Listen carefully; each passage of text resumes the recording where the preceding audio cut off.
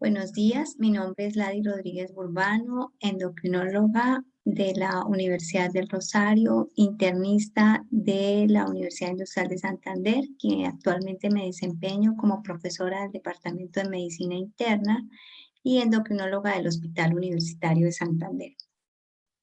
En esta ocasión vamos a hablar cómo se han desarrollado desde hace 99 años, momento en el cual se describió por primera vez la insulina, diversos medicamentos parenterales, insulinas, análogos de GLP-1, equipos de monitoreo continuo y bombas de insulina.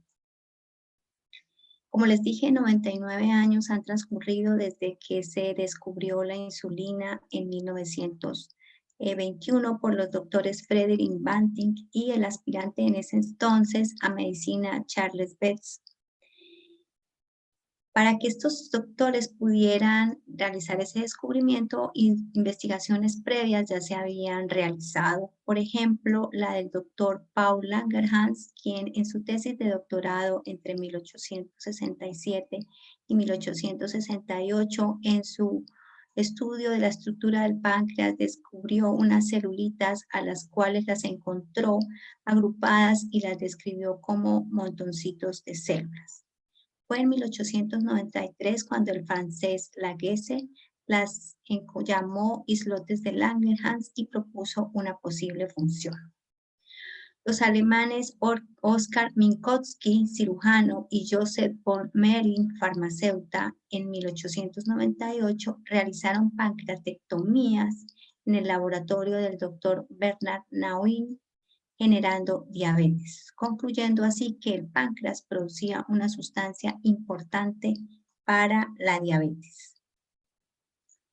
En 1906, el investigador alemán Georg Schueller produjo un extracto de páncreas, el cual patentó como Acomatol, y se inyectó, pero su inyección se suspendió porque producía muchos efectos secundarios como vómito, escalofríos, estomatitis, que posteriormente se describirían algunos de ellos como causados por la hipoglicemia, cosa que en el momento de esta aplicación no se conocía.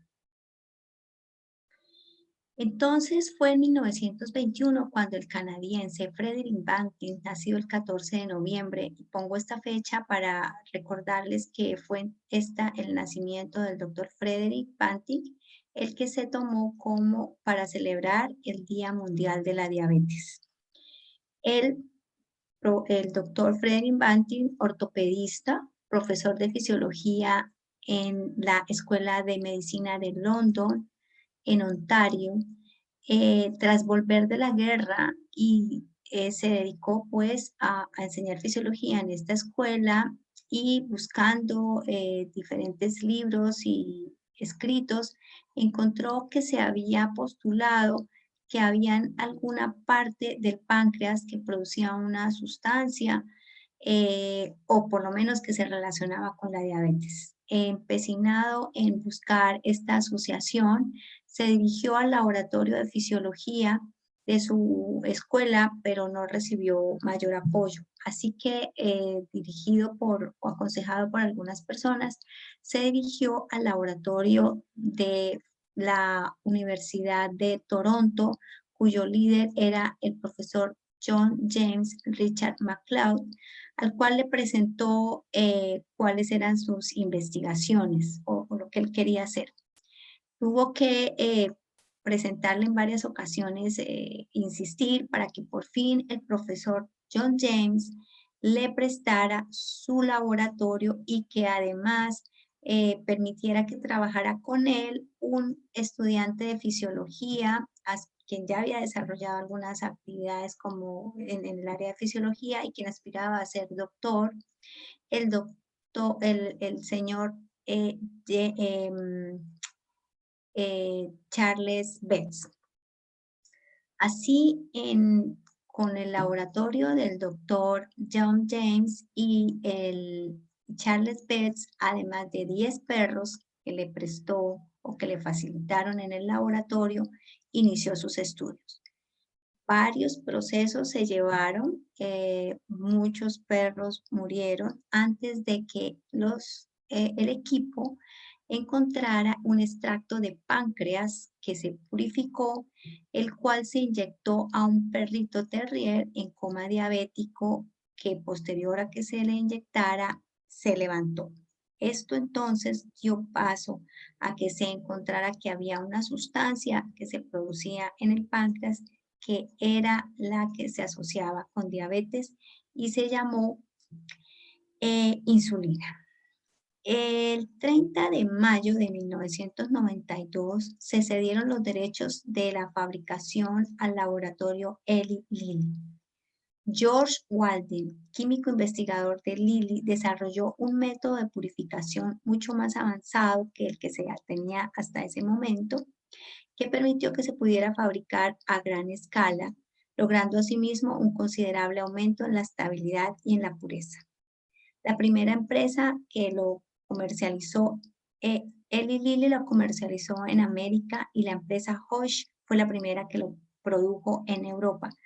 Pero fue en 1925 cuando Novo entró a la producción de esta insulina, constituyéndose desde entonces en uno de los laboratorios líderes en investigación de insulinas. Esta imagen que muestra una línea del tiempo nos muestra lo que aquí les había mencionado previamente, el doctor Banting, Charles Betts y este bioquímico Colin del laboratorio del doctor McLean. Este doctor Colin desarrolló una técnica para purificar y ayudó a que se purificara mucho más este extracto inicialmente producido por Banting y Betts. Y este extracto purificado por el doctor Colin fue el que se le aplicó en 1922 al paciente de 14 años, Leonard Thompson, el cual gracias a este extracto se salvó de una muerte pues inminente de esta enfermedad. Desde 1922 hasta 1940 se probaron muchas formas de hacer que esta molécula que se llamaba entonces insulina regular y que tras la mejoría en la purificación era cristalina, para lograr que tuviera una vida media más larga y fuera un poco más estable, ya que hasta el momento se tenían que realizar más de 4 aplicaciones diarias. Fue así como tras múltiples intentos, en 1940, el doctor Hagedorn le adicionó a esta insulina regular protamina y zinc, haciendo que esta insulina tuviera una vida media mucho más larga y se liberara en forma, se fuera mucho más estable. Pasan los años, mira que pasaron desde 1922 hasta 1940 y aparece en 1978 con el descubrimiento en 1973 de la técnica de ADN recombinante, la primera insulina fabricada por esta técnica.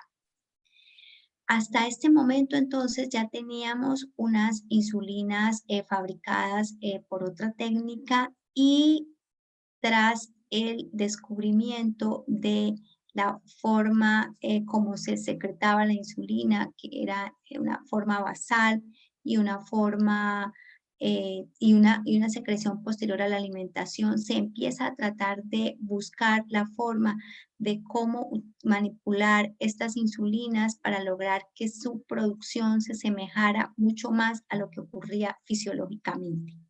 Es así que en 1996 se hizo el primer análogo, que fue la insulina Lispro, y posteriormente en el año 2000, este es un análogo de vida media de acción rápida, y en el 2000 se diseñó el primer análogo de acción larga, que se llama insulina glargina. En el 2003 se aprobó el uso de otra insulina rápida, insulina glulicina. En el 2004, una nueva insulina de acción más larga, que es la insulina Detemil. Y en el 2011, estaban en estudio de fase 3 la insulina de acción prolongada de Gludec. Hasta este momento, este artículo es publicado en el 2012, entonces esta insulina estaba hasta ahora en estudio de fase 3. Vamos a mostrar entonces, tenemos que la insulina es una molécula compuesta por una cadena alfa y una cadena beta unida por dos puentes disulfuro, que como les mencioné se secreta de dos formas, una basal y otra en respuesta a las comidas. Esta insulina, la liberación de dicha insulina ocurre cuando la glucosa entra a la célula pancreática a través del receptor GLUT2, aumentando esta glucosa, entonces entra al ciclo, a la mitocondria, al ciclo de Krebs, produciendo ATPs. Este aumento en los ATPs hace que se cierren los canales sensibles, los canales de ATP sensibles al potasio, haciendo que se realice una despolarización que va a aumentar la concentración de calcio en la célula, tanto de la que entra como los almacenamientos, el calcio almacenado en la célula para producir una liberación de la insulina que estaba almacenada en gránulos. Esta insulina se va a unir a los receptores para empezar la respectiva señalización y los efectos que ya conocemos. Como les mencioné, empezaron a producir esta imagen, lo que muestra es los diferentes puntos en los cuales se ha manipulado la insulina regular para producir las diferentes insulinas. Aquí tenemos en esta diapositiva las insulinas análogas rápidas. Entonces, por ejemplo, vemos la insulina Lispro, en la cual se han invertido la prolina y la lisina en la posición 28 y 29. Aspart se ha manipulado la posición 28. Glulicina se ha manipulado la posición 3 y la posición 29. Las insulinas de acción prolongada, todas son en base a la insulina, estas son en base a la insulina, a la NPH. Aquí tenemos la glargina, y pues ustedes saben que al final la NPH viene de la insulina regular, que tiene protamina y tiene zinc. La insulina glargina, hay una manipulación en la posición 21 y en la posición 31 y 32. Estas dos insulinas de Temir y de Gludec, lo que se les ha adicionado es una cadena de ácidos grasos que ha permitido que se cambie su molécula. ¿Y cómo cambia? Aquí tenemos en esta gráfica, que me parece muy diciente, qué es lo que pasa y cómo hace que cambie su absorción y su duración. De Gludec tenemos que está en diexámeros. Mire, esta línea muestra cómo se encuentran las moléculas de insulina en el vial, y aquí muestran cómo cambian una vez se ponen o se inyectan por vía subcutánea. Entonces vemos que cambia de diexámeros a multimonómeros, la glargina U300 de hexámeros a hexámeros más agregados y concentrados, la U100, la glargina U100, hexámeros porque están un poco más separados. Aquí tenemos agregados no tan compactos como la U300, la insulina de Temir está en diexámeros y aquí unida a la albúmina, y así como pueden ver en la gráfica. ¿Y qué hace? ¿En qué va o qué determina estos cambios estructurales? Como ya les mencioné, en que la absorción se altere, miren cómo va cambiando, aquí está en la gráfica, y en que la duración también se altere, de larga a rápida. Muy bien. Esta gráfica nos muestra la vida media de las insulinas, entonces la NPH, miren aquí en rosado, 12 horas, la glargina en azul rey, la de Temir en celeste, glargina U300 en verdecito y la de Gludec en cafecito, mostrando que estas dos, que son las dos de última generación, U300, glargina U300 y de Gludec, tienen una duración de más de 24 horas. Otra molécula, la cual se ha trabajado bastante en los últimos años, es el glucagón, el péptido-like glucagón GLP-1. ¿Y qué es el GLP-1? El GLP-1 es una sustancia producida por las células L que ante el estímulo, diferentes estímulos, proteínas, lípidos y electrolitos, hace que se libere este GLP-1 para actuar por una vía endocrina y por una vía paracrina, aumentando la sensibilidad y la producción a la insulina tras una carga o un consumo oral de glucosa o de otras sustancias. ¿Y qué desarrollos han habido en los últimos años con respecto a este GLP-1, que es una sustancia que, como les dije, se produce naturalmente, pero con una vida media de más o menos 2 minutos? Lo que se ha hecho es manipularla para que la vida media sea mucho más larga y pueda realizar esos efectos benéficos que se producen normalmente, pero que en los pacientes diabéticos tipo 2 están alterados. Entonces, al aplicar esta sustancia, estas diferentes sustancias, hacemos que ese efecto que se llama incretina, que es una respuesta mucho más eficiente de la insulina al consumo de diferentes nutrientes, sea más efectivo. Entonces, aquí tenemos Exenatide dura 2.4 horas. Aquí está el año en que se aprobaron, como ustedes ven, miren, desde el 2005 hasta el 2014, en una década llevamos 6, y aquí tenemos el séptimo, que para el 2019 ya se aprobó en Colombia, y vemos que también lo que ha pasado, como se han desarrollado las insulinas, es que tienen una vida media mucho más larga. El semaglutide se aplicará o se aplica cada semana, entonces mejorando la adherencia y la eficiencia también de las moléculas.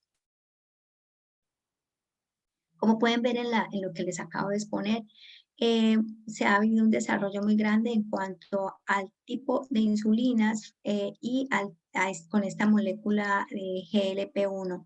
Muchas otras moléculas se han desarrollado de fármacos orales, pero no es el punto de esta charla. En cuanto a la tecnología para diabetes, Ada menciona que nos podemos referir a 2 tipos de tecnologías grandes: insulina administrada por jeringas, lapiceros o bombas de insulina, y equipos para monitoreo de glucosa continuo. Las bombas, como ustedes se dieron cuenta, se alcanzaron a ver, la figura que les había mostrado, la línea del tiempo, muestra que tienen más de 40 años. Y esta es una imagen que me prestó el laboratorio, donde muestra cómo eran las primeras bombas. Y aquí le puedo mostrar más adelante cómo ya tenemos unos equipos muchísimo más manejables.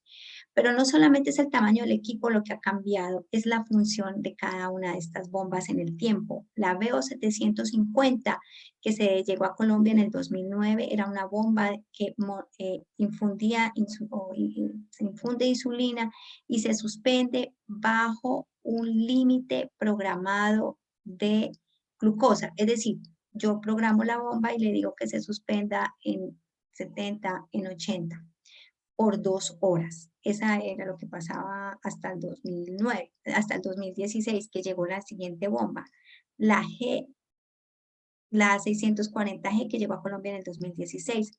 Es una bomba de insulina que infunde insulina y se suspende con unos algoritmos que me dicen que en los siguientes 30 minutos va a presentar una hipoglicemia si no la suspendo.